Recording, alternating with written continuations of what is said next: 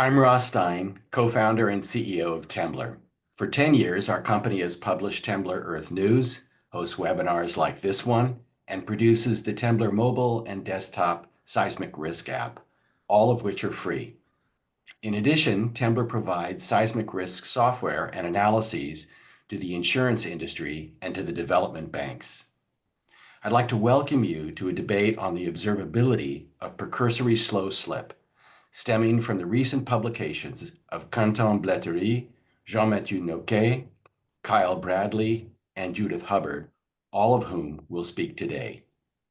Dr. Alka Tripathi-Lang, Temblor's scientific editor, will receive your chatted questions.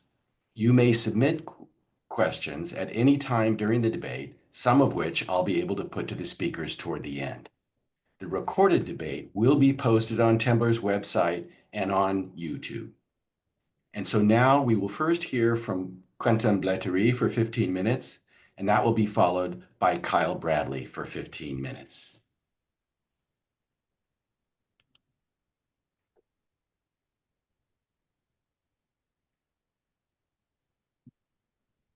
All right, thank you, Ross, for the introduction and for inviting us. Thank you all for being here. Let me start by stating that our goal here is not to promote a particular viewpoint, but to examine the observations together. Judith and Kyle will present observations that suggest the signal we identified can be explained by noise. We will share observations that, in our view, are challenging to reconcile with that interpretation. We hope that this discussion will encourage a collaborative effort to explore the question further. First, precursory slip is observed in lab experiments. You are seeing here the precursory slip recorded on different points of the fault in the laboratory before the seismic rupture that starts here at 0. Similar observations have been reported by many studies from different groups. Precursory slip is also predicted by numerical models. The color here indicates the slip velocity along a 1G fault as a function of time, and in these models, slip accelerates and extends until it reaches a critical size and then an earthquake occurs. This critical size is typically very small, but if you consider heterogeneous faults, which are much more realistic than the homogeneous ones typically considered in experiments and models, the critical size can become arbitrarily larger and the initiation time indefinitely longer. So now the question is, can we see this in nature? Here you're seeing GPS time series recorded in Japan during the day preceding the Tohoku earthquake. And as you can see, there is nothing obvious to see here. So the first answer to the question, can we see it in nature, is no. But what it really means is that if there is a signal, it is below the noise level, at least on individual stations. So how could we increase the signal-to-noise ratio? One way to do that is to model the noise and remove it from the data. You may gain a few % of signal-to-noise ratio doing this, but not much more. And you're never really sure of what you are removing and what you're adding. So we followed another approach, which allows to leverage the numerous observations available before large earthquakes in order to increase the signal-to-noise ratio potentially by a lot more. This approach is called stacking and consists in summing up all the available observations, and this is usually done on raw data to avoid any kind of data contamination. So how could we meaningfully stack pre-earthquake GPS data? Well, if you have GPS stations nearby the epicenter of a future earthquake, one thing you can do is to calculate the displacement you expect to record at those stations that would be generated by hypothetical precursory slow slip. If you do that, you will get this kind of red arrows. But now, if you look at the actually recorded data, let's say 48 hours before an earthquake, what you will see is something like that. And if you look 1 hour later, it will look like this, and 1 hour later like this. It will look rather chaotic and not at all like what you expect. So what we aimed to see was something more subtle. And what we did for that was to calculate dot products between the expected displacements in red and the recorded displacements in blue. And then we summed the obtained dot products. to obtain 1 point at a given time step here. Then we did the same thing at the next time step, and so on, up until 0, which will be the time of the earthquake. Now, if the recorded data are pure noise, the dot products with the expected displacements are equally likely to be positive or negative, and summing them should give a cloud of points more or less centered on 0. But if precursory accelerating slow slip exists, buried in the noise, what you expect to see is an increase in the consistency between the expected and the recorded displacement as you get closer to 0, and therefore an increase in the stack. And you can stack every station, but also every earthquake. And since noise is expected to be independent from one event to another, it is expected to average out, while a potential slow slip signal would constructively sum up to give something like this. So that's basically what we did using every GPS time series recorded before every earthquake of magnitude 7 and above. That's a total of over 3,000 time series recorded before 90 earthquakes worldwide that were homogeneously processed and graciously made publicly available by the Nevada Geodetic Laboratory. And this is the result. You're seeing here the stack of all GPS time series recorded during the 48 hours preceding these 90 events, with 1 point every 5 minutes. As expected, we see a cloud of points more or less centered on 0 in the first 46 hours, but the interesting part is that in the last 2 hours, we see a subtle positive signal consistent with accelerating slow slip leading up to the rupture. But it's still rather noisy, so one thing we can do to lower the remaining high-frequency noise is to apply a moving average, which is what you are seeing here in red. And now we're going to define the ratio R between the last point of the moving average here and the maximum of the moving average on the first 46 hours here. A value of R larger than 1 means that on average, the GPS stations move more in the last 2 hours in the direction of the upcoming earthquakes than at any other time over the preceding 46 hours. The value we found was 1.82, which is larger than 1 and suggests the existence of a subtle but statistically significant signal consistent with precursory accelerating slow slip. We believed that this result was interesting enough to be published, even though we knew it was not a definitive proof and that much more work will be necessary to settle the question of earthquake precursors. In order to encourage a community effort to study this exciting question, we made all our scripts and data available for everyone to reproduce the results and investigate alternative ways to study the problem. A few days later, Judith and Kyle used our scripts and posted that removing common mode noise changes the stack from this to this and removes the signal. So what is common mode noise exactly? It is noise that is correlated in space across the time series of a given GPS network because of common sources of error in GPS processing. How do we estimate it? Well, it's complicated. It's an actual field of research. That's part of why we did not do it in our original study, but the main reason is that common mode noise is purely independent from one earthquake to another. So we expected it to cancel out when stacking many different events. But what Judith and Kyle did seems to indicate that it doesn't. So what did they do exactly? They estimated the average translation of the GPS stations located more than 200 kilometers away from the epicenters.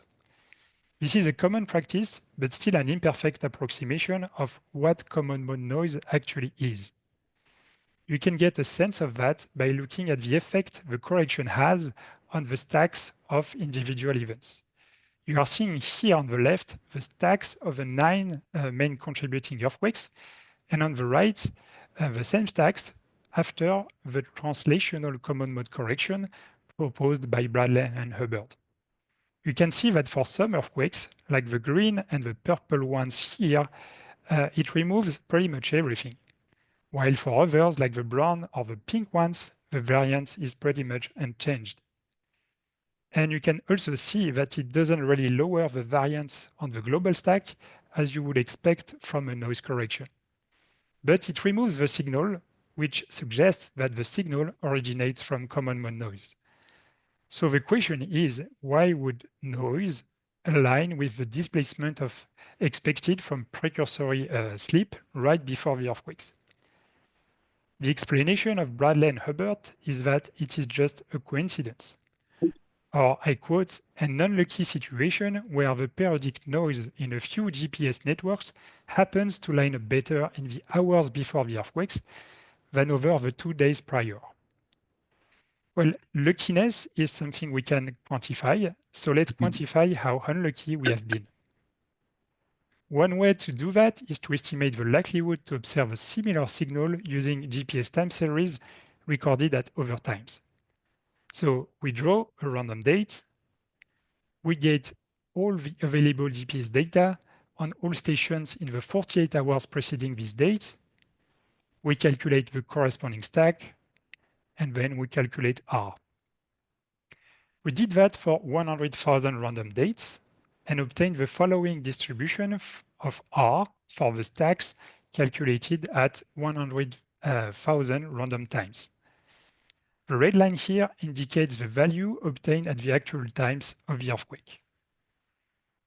And we found that R is equal or larger to this value for 0.3% of the drawn dates, providing an estimate of the likelihood to obtain such a signal by chance. We can also quantify the spatial consistency of the signal. To do that, we can perturbate the location of the earthquakes and recalculate the stack considering alternative source locations. If we do that, moving the sources 200 kilometers away in the northwest, east, and south directions, we see that the signal completely vanishes. If we get a little closer, moving the sources only 100 kilometers away, we still don't see any signal. 50 kilometers, we start to see some patterns in the stacked move west and south, but it's really not as clear as in the stack computed considering the correct locations. That's the correct locations here, and if I go back and forth, you can see that the signal is a lot clearer here for the correct locations than there, or the locations move 50 kilometers away. We can iterate the process and calculate R considering sources located everywhere on a grid. This is what we did here, and we found that R is actually maximal for the correct locations of the sources. This means that the signal points both to the time and location of the upcoming earthquakes, which is very hard to reconcile with the idea that it originates from noise. So, common mode noise or earthquake-related signal, on one hand, removing translational common modes removes the signal, which suggests that the signal originates from noise. On the other hand, the signal points to the time and location of the upcoming earthquakes with a high statistical significance, which it has no reason to do if it originates from noise. So what can we conclude? Well, that there is something that we don't fully understand yet, and that we need more work to understand it. In that spirit, we made all our scripts and data available for anyone interested to look at and help us elucidate if, this question. I will finish with an update of the stack with recent earthquakes that change the relative weight of the different events from this to this, and we'll note that the update adds almost 2,000 time series recorded before 19 events, 3 of them having a very significant weight in the new stack. And this update changes the stack from this original version to this updated one, and you will note that the error ratio goes from 1.8 to 2.1, encouraging regular updates of the stack as new earthquakes are recorded. In conclusion, in the current state of our investigation, the probability that the signal originates solely from noise appears very small. But we encourage all of you to look at our original paper in Science and the recent one in Seismica. There is a lot more there than what I presented here, And more importantly, we encourage you to download our scripts and data to investigate yourselves whether this subtle signal originates from precursory slow sleep, noise, or anything else. And I thank you for your attention. Thank you very much, Quentin. And now we'd like to hear from Kyle Bradley, also for 15 minutes. All right, I have requested the screen share. Let's see if I can click it again. There we go. Share and play. Great. All right. Okay, thank you, Quentin, and thanks, Ross, for inviting us to this debate. Thankfully, Quentin has covered some of the basics, so I'm going to be able to skip over a little bit of what I put in my talk and save time. Who are we? Judith and I are earthquake scientists, former academics. Now we write a blog on earthquake science. One of the things we do, we write for non-specialists, and part of the role that we play is we look at recent important papers talking about earthquake science, and we try to deep dive them and see what's the meat in there. So in 2023, we saw the paper by Quentin Bletery and Jean-Mathieu Nocquet come out, The Precursory Phase of Large Earthquakes. Because they published their data, because they published their code, we were able to just jump right into it. And it was a really great scientific experience because we could get to the crux of the issue immediately. 4 days after the paper was published, we published our first post. 2 days after that, we had a minor update.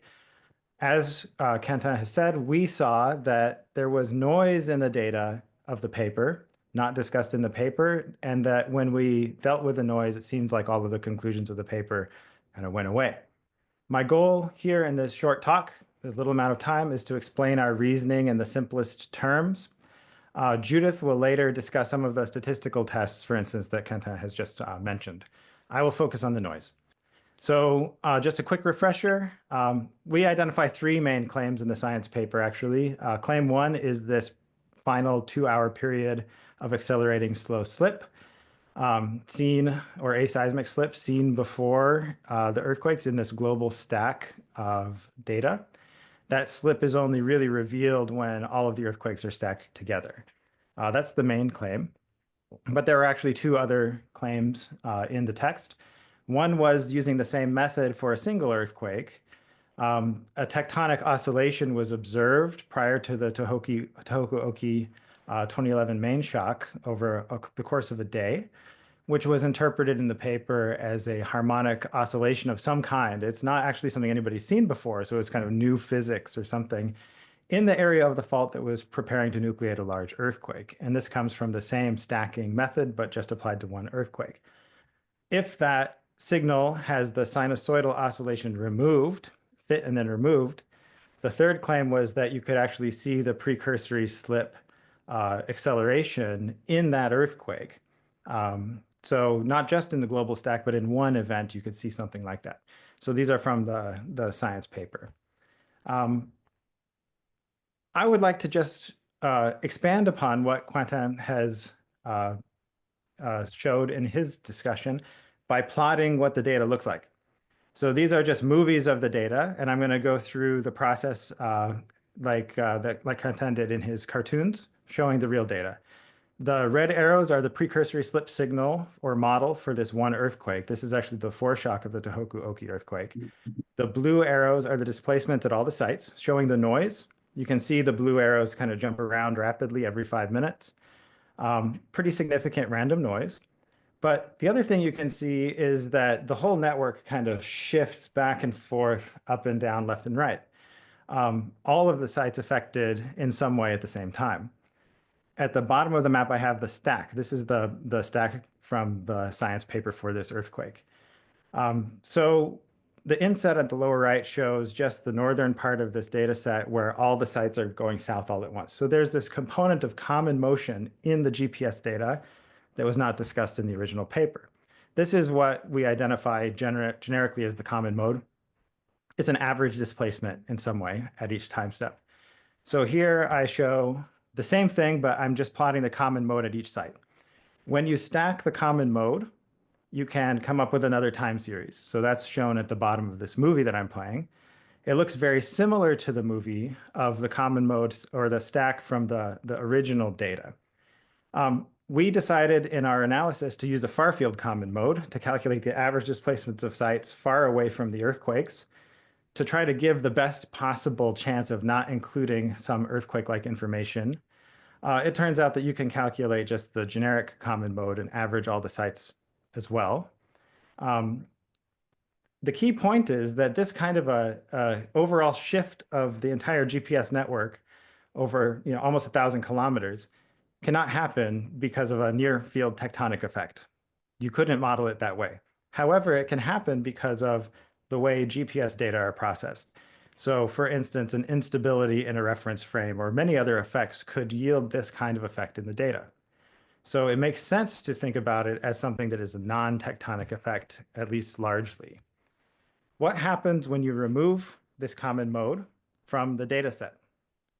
So here we have just subtracted the purple vectors from the blue vectors at each time step, and we plot the remainder. This is the noise corrected data. And you can see that it's still pretty noisy, of course. We haven't subtracted the random site variation noise. But when we stack the noise corrected data, we see in the time series at the bottom left that the amplitude has really dramatically decreased and a lot of the oscillations that we're seeing have disappeared. So this is the method that we used, and it has basically worked quite well to do what Quentin showed before, which is in the original publication, this figure shows the stacks of the large or the most important earthquakes in the global stack. The 2-day prior to the earthquake is characterized for most earthquakes by a lot of variation in the stack. They're quite wiggly. We call them wiggles. We write for the generic public, so we don't call them periodic oscillations, call them wiggles. But what that means is that for each earthquake, there's no stable baseline in the 2 days prior to the upcoming earthquake in this stack.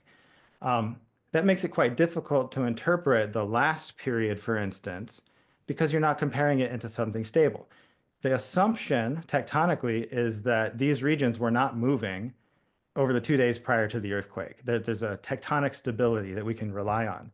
So when we do the noise correction, we recover this figure, which Quentin also showed. Most of the earthquakes, we recover this stable baseline after removing the far-field common mode. Some of them dramatically collapse. Many of them still have some variation, so they're much less wiggly.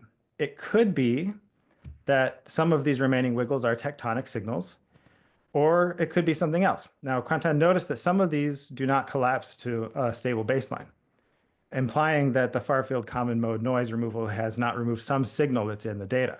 Why is that? Well, those earthquakes that retain those large variations, when you look at the predicted slip, they have some very few very large vectors at individual sites because the earthquakes are very close to the GPS sites. So when you stack them, those sites contribute the vast majority of signal to those particular earthquakes. Because each of those sites has random noise, that contributes the most to those stacks. You cannot remove that noise by removing the far-field common mode noise. So there's an additional component of how these stacks integrate this site noise that's important to consider, but I don't view this as a repudiation of removing the common mode noise. The key point is that when you remove this common mode noise, simple subtraction, the signals disappear. That's what we wrote in our post. There's no longer any 2-hour slip signal at the end of the global stack, and neither is there the oscillation at Tohoku Oki or the final spike at Tohoku Oki. Okay, so about a year after we published our post, Quentin and Jean-Mathieu went back. They really looked at their data and they published another paper that digs into this question, basically. We're not aware of any errors that they identified in our methods. We basically use their code, which is great. They also agree with us about the implications or the potential implications of the noise in the data. So we've achieved some kind of consensus, at least on that.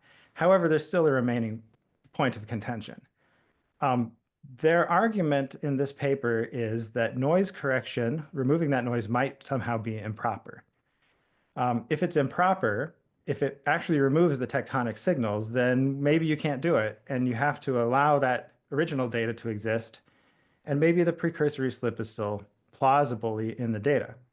However, if the noise correction method is reasonable, then you just don't see the signal in the data anymore. So that's the question I'm going to focus on for the last part of the talk. In the paper, there was a test that was presented. This proposed test is quite simple. It's a good idea. You pick a period of time where there are no earthquakes. So you just have noise. And then you add in a fake precursory earthquake or precursory slip signal that you manufacture for each earthquake. You add that to the time series, and then you perform the noise correction, the far-field common mode noise correction that we proposed in our 2023 article. And the question is this: in that scenario where we know what's going on, do you remove the added signal with this noise correction, or do you not? In the example that was presented in that paper, they say that when you do this process and you remove the noise, the signal can no longer be seen in the noise-corrected data stack. Similarly, if you look at the far-field common mode time series, it shows that there's an upward spike at the end of that common mode noise timeline. So the conclusion is this: in this case, they didn't say it for every case. In this case, the imposed signal has been removed by the noise correction. That's why we can't trust this noise correction in general. So we made a simple test of this. We tested the test. The basic idea is we added the same signal, but we shifted it backward through time. So we're sweeping the signal through the time series of noise. And so we can see, instead of just one case, we can see something like 400 tests in a single movie. And I will ask the audience that's paying attention, do they see the exponential signal that's visible in the blue dots when I play this movie reappear in the red dots? That's the noise corrected data. Or will they see it reappear in the black dots, the common mode? So when I play the movie, we're doing the same calculations, the same code. We sweep it backwards through time. Is the signal seen in the blue, the uplift of these points, coming out in the red or coming out in the black? This is a much more comprehensive way of presenting this data. I'll do it one more time. I have to go back and do it. Is the signal coming back in the noise corrected data, the red dots, or is it going into the black dots? The black dots move a tiny bit if you really, really closely look. The red dots obviously are moving. So we think that this conclusively shows that the noise correction is not removing the imposed signal, and that the final spike in the common mode is just a feature of the time series that they picked. At the end, it comes out naturally, it's in the data. And that this example presented in the paper is pretty misleading. It's designed to show a specific case where it looks like there's failure of the method, but it doesn't fail. So the crux of the issue is, in this red time series, do people see the points going up at the end? If so, they agree with us. Do they see the points not going up at the end? If not, then they agree with what was published in the BN24 paper. It's a bit of a subjective issue, a little bit of subjective. So we also looked at it a different way. We asked the question, what if there was no noise in the data set? What if it was just pure signal and you did the correction as we propose? So you take each earthquake, calculate the far field average displacement, subtract that from the earthquake displacement, and then stack that. So this is calculating something like the common mode correction for each earthquake's precursory slip. We did this for all three, or for three different examples: the true common mode, where you take the average of everything, the one that we proposed in 2023 at 200-kilometer cutoff, or just where you use half of the sites, the far field sites. What we showed is that this preservation ratio, it's like how much stack do you have after you fix it versus how much did you have before? It's like 95% for the true common mode for this earthquake, 98% for our original cutoff. For this earthquake, using half of sites, we keep 99% of the stack. We did this for every earthquake that contributed significantly to the global stack in BN23.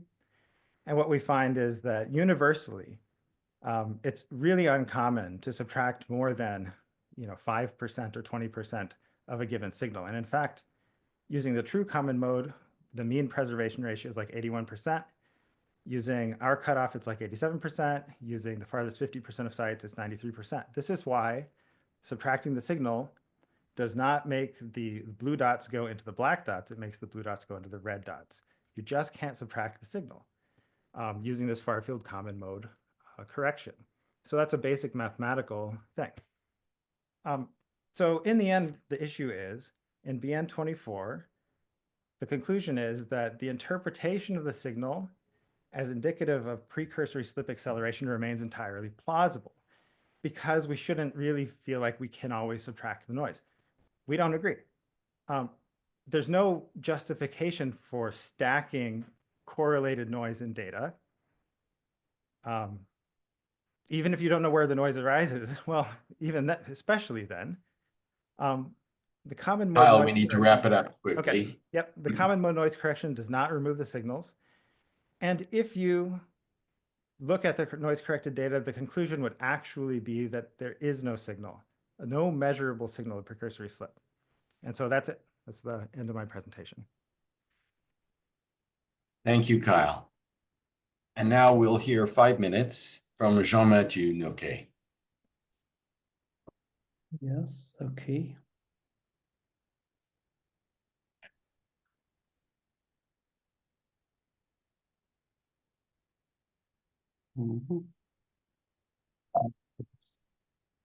So thank you, Ross, and thank you, Kyle. So during the next 5 minutes, I will focus on 2 questions. So the first one is, does removing command mode remove signal, which was a central argumentation in Kyle's talk.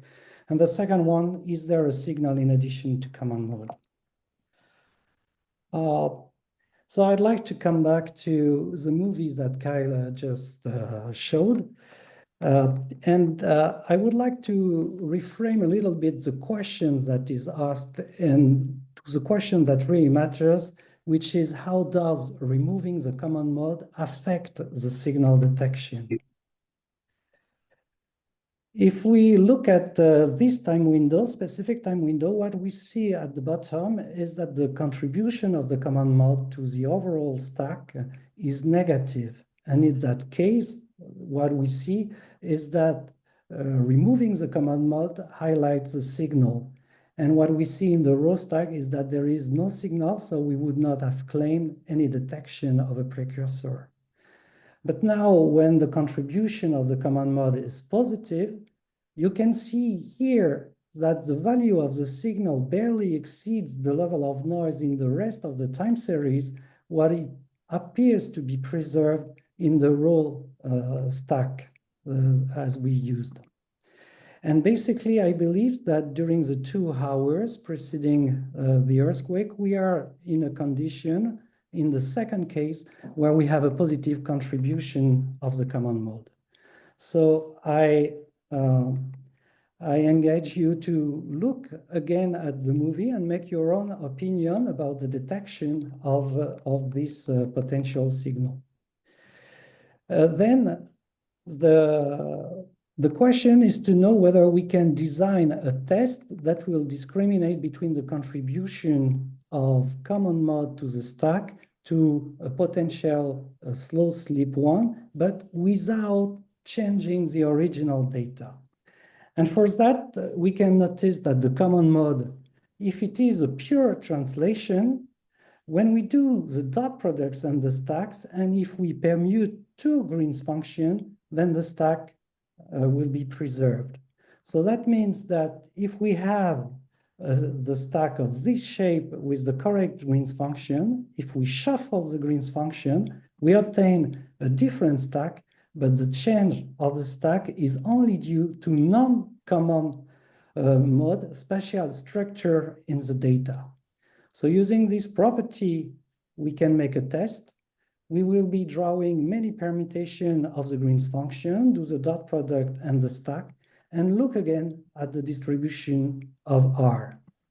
So what's going to happen when we do this is that this If the GPS data 2 hours before the earthquake only have a translation plus a random field, in that case, the contribution of the translation will be a single value, and then the random field noise will make a distribution of R centered on the original value without the permutation.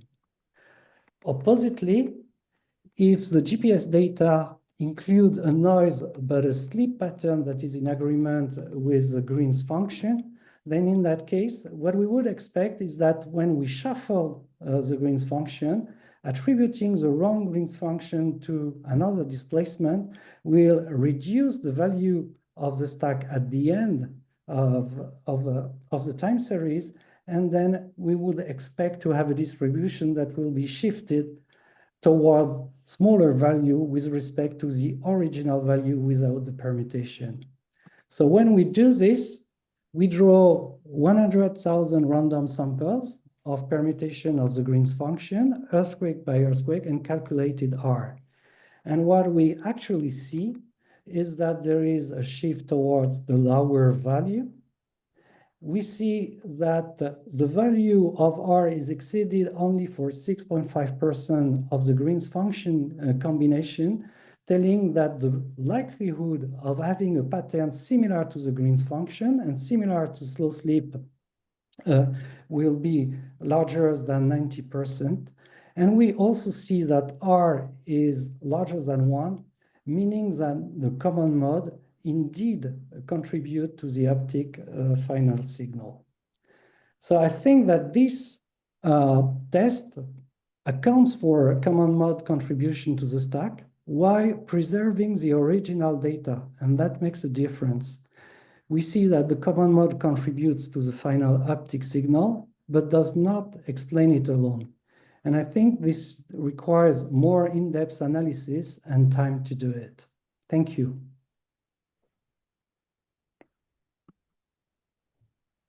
Thank you, Jean-Mathieu. And now we'll hear for 5 minutes from Judith Hubbard. Thank you, and thanks to everyone who's spoken so far. I'm going to look at a few of the tests that have been done. I want to note that before I began that the Seismica paper was reviewed, but the reviewer comments are available, and it is clear from those comments that the reviews did not actually address any of the tests in detail at all. And so we consider our peer review on our blog to be the only peer review of these tests so far. One of the things that that Quentin highlighted is that the last 2 hours of the data seem to point out the location of the impending earthquakes. And here I've shown a map of what that looks like for Tohoku Oki that they presented. The colors here show the best fit of the final uptick, with yellow being the best, and the red star shows the location of the ensuing earthquake. And indeed, it does look like that best fit for the last 2 hours matches the location of the impending earthquake, which would be a pretty compelling argument. So we ran this test backwards in time and looked at different hours prior to the Tohoku Oki earthquake. And you can see on the top here of our plot which hours actually had that best fit match. So it's about a third of the time the data seemed to point out that location. Here's an example from 20 hours before the Tohoku Oki earthquake, and you can see almost exactly the same pattern. This is a time when there is no proposed precursory behavior, and yet the noise is still pointing out that same location. This is because of the network geometry, and the same network geometry impacts the entire global stack for this pointing out behavior. Quentin did not talk about this one, but there is an argument that if you vary the rake of the earthquake, that only the true earthquake slip direction seems to yield a final spike in the stack. You can see that here at the center value, we get this high peak, and as you change the rake so it diverges from the true rake in the earthquakes, the value gets lower. This is a circular argument. We already knew there was a spike in the final data, so we can expect to have a high value for the true rake. Mathematically, if you reverse the rake to the opposite direction, you will get the opposite slip direction and the opposite type of spike, so you'll get a low value, and then you connect the dots to create this kind of curve. So this is just telling us what we already knew, that there is a spike at the end of the time series. we've spent a lot of time talking about whether if you remove the far field common mode, whether that will actually remove a large share of the signal. You've seen some examples from specific time series. Here is another form of calculation. This calculation was presented in the 2024 preprint, and it shows that if you add up the displacements by distance, that a large share of the displacements are from stations that are far away from the earthquake epicenter. About 30% of the data is in those stations more than 200 kilometers away from the epicenter. But this argument is actually mathematically incorrect. And it's incorrect because in the stacking technique, there is a dot product. So in the dot product, you multiply the model displacements by the true displacements. For this calculation, that means you're squaring the model displacements. So you square them and then you add them up. If you square them and then add them up, then you get this kind of curve, which shows that only about 5% of the data is in stations more than 200 kilometers away. And so it's mathematically impossible to remove a large share of the signal by doing far field common mode noise correction. How about that final spike? Is it in fact so statistically unique? In this top time series, you can see the curve from the 2023 science paper. One of the things that was highlighted in that paper is that there are 23 monotonically increasing points at the end of the curve. And the calculation was done that this should happen by random chance, only less than 1% of the time. So kind of a unique signal. And yet in the follow-up paper, when more earthquakes are added, the curve goes down at the end. There are no monotonically increasing points. The test seems to fail when the new data are added. So that is actually a common feature of these kinds of statistical tests. They're designed to highlight unique features. They are modified by modifying the time window and the averaging. And so it's not fair to change your statistical test after you see what the data look like. There's actually an independent test of some of this data. In the 2023 science paper, the paper claims that at Tohoku Oki, you can see a signal, a true signal of the GPS stations moving towards the epicenter, which would reflect an about magnitude 6.9 slow slip event. In an independent test, a paper was published afterwards by Hirose et al. That looked at tilt meter data. They stacked up the tilt meter data to mimic the GPS signal, and they see no change in the last 2 hours. They calculated that they are sensitive to any slow slip event that is at least a magnitude 6.4. So they certainly would have seen a magnitude 6.9. In the Seismica paper, Bletery and Nocquet note that they do not conclude on the specific case of this event. So this is an independent test. It seems to contradict the result, but they don't accept the contradiction. Thank you very much, Judith. Are you concluding? I have one last slide. Yes, okay. So I just want to note that these tests, they fail against past data, against new data, against independent data, and mathematically, they also fail. They're not objective. They're constructed after looking at the data. There are good explanations for each one, and the tests are all being done on the GPS noise. Thank you. Thank you, Judith. And now we've received some questions, and I would like to just ask the questions that we have time for. The first one is by John Langbine at the USGS. These two studies use 5-minute solutions from the University of Nevada Reno group, and they offer 2 versions, one using final orbits and one using rapid orbits. It's likely that the estimated position changes using the final orbits, which are more precise than the rapid orbits. How might this choice affect the prediction ability? So perhaps anybody can put their hands up, but maybe Quentin could answer this question. Yeah, I guess that's a question for me. So obviously we used the final solutions. I did not test the non-final ones. Okay, thank you. This question is from Massimo Coco at the INGV. We lack direct observations of enucleation stage. Any progress will therefore be groundbreaking. Observations are needed to constrain the processes driving dynamic rupture onset. are we sure they have an origin on the plane, or could they have an origin in a volume? And perhaps I could ask that question for Jean-Mathieu. Yeah, I think it's a good question, but it's very difficult to answer. So the approach that we developed was to assume that the slip will be on the same plane as the earthquake will occur, and that would allow the stack. And answering this question would require probably very dense observation near to the epicenter. Thank you. This question is from Peter Bird at UCLA. Many of these magnitude 7 and larger earthquakes are coastal thrusts in subduction zones, where the expected coseismic motion is almost unidirectional. This makes it hard to separate common mode noise from a precursor. Wouldn't it be better to study only on-land earthquakes with good GPS coverage on all sides of the earthquake? And I'll put this question to Kyle. Yeah, so this is a really interesting point.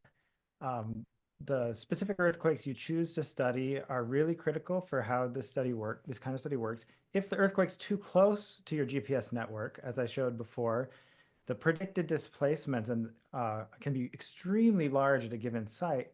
So the quality with which you're able to model the synthetic, like how confident you are that you're correctly modeling the slip, becomes extremely important.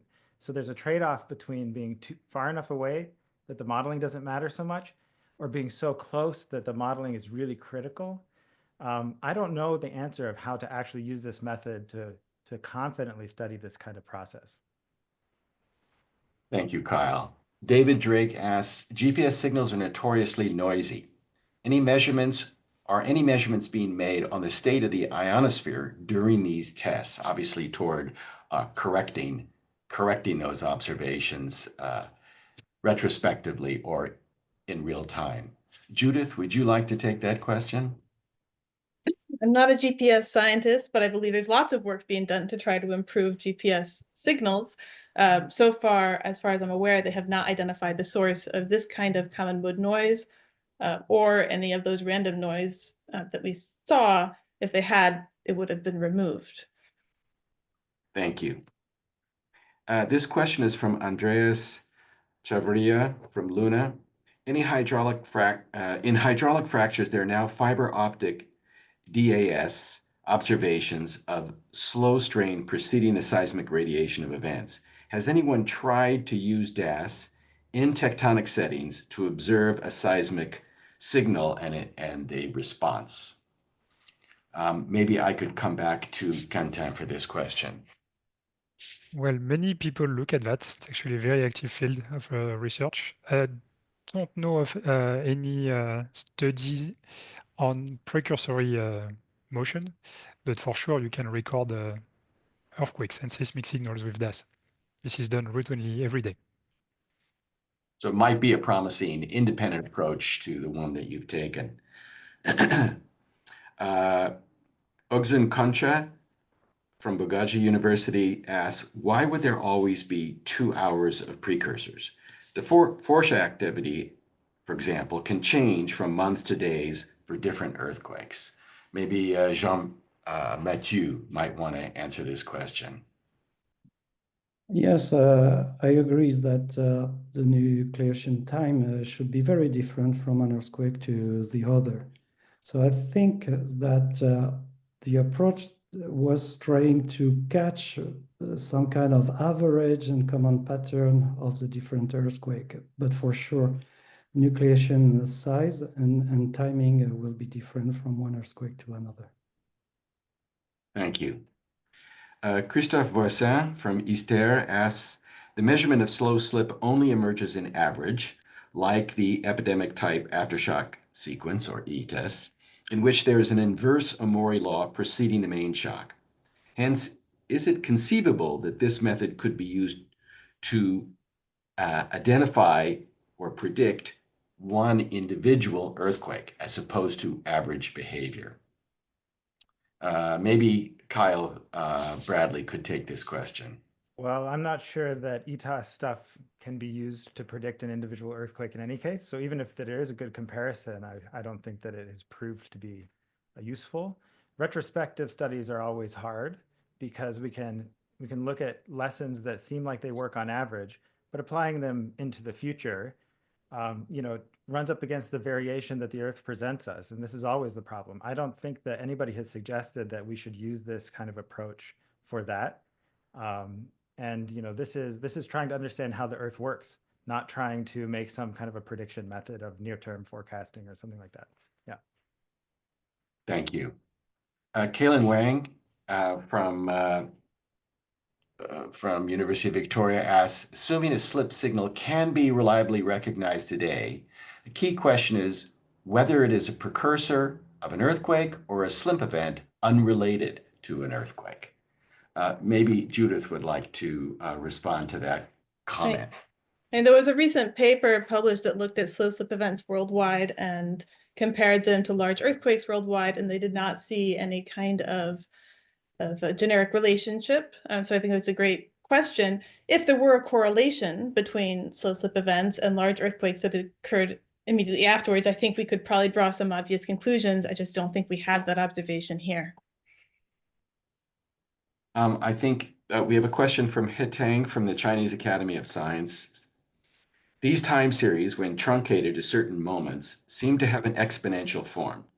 Errors in GPS observations limit our judgment of this signal. How can we eliminate factors that have been not fully modeled in the atmospheric propagation of GPS? Maybe Quentin would like to take this. Well, there are different ways to look at the question. Of course, the best would be to model the error, but unfortunately, we don't really know how to do that. That's the problem. So you may want to try to make some models, or the approach we followed was to stack things, which is something which is extensively used in seismology for good reasons. And when you stack things, you don't want to touch your data. So you do that on the raw data. So that's one way to do it. And that's what we did. Obviously, if we could model the noise, well, that's also something we're trying to do in our research every day. But so far, that's what we have. We don't know how to model the noise. Yes, Judith? I just want to briefly note that while stacking is an accepted way of correcting for noise or minimizing noise in uncorrelated data, in correlated data, it is not an appropriate noise correction technique. To some points. And data are not all correlated because you don't have one event, you have 90 events. And Okay. yeah. So I'm grateful for your concise replies that allowed us to get about 7 or 8 questions from the audience. What I'd like to do now is to ask for a closing comment of about a minute, first from Quentin, then from Kyle. Okay. First, Maybe 2 minutes. Okay. First, I'd like to thank you, Ross, and Temblor for organizing this meeting, and all of you for attending. As a conclusion, I'd say that we believe that the debate remains open, and aside from common mode, there are other aspects to be investigated, for sure. It is certainly not the time to give up on searching for precursory signal. It is the time for in-depth analysis, better understanding of noise in GPS time series, and verification by independent studies. Finally, I would say that we would like to insist on our commitment to open science that allowed replication, alternative views and critiques of the analysis, and will allow us collectively to progress towards a better understanding of signal and noise. And I thank you. Thank you, Quentin. And now to turn to Kyle. Okay. Yeah, thanks, Ross, for organizing this. Also, thanks to Quentin and Jean-Mathieu for putting their data out there, putting their code out there. That's what makes this possible. It's a tremendously important thing, and people really need to do this. So thanks for that. In terms of the scientific quest for whether this happens or not, yes, it will continue. We need to make sure that when we're doing new methods, producing new methods, that we do the due diligence to understand what the signals are that we're publishing. And if we can all continue to do that moving forward, then the results that we get will be reliable enough that people will be able to, cite them and build that scientific knowledge as we move forward. So yes, there is a bright future. Will we find it? I don't know. Thank you, Kyle.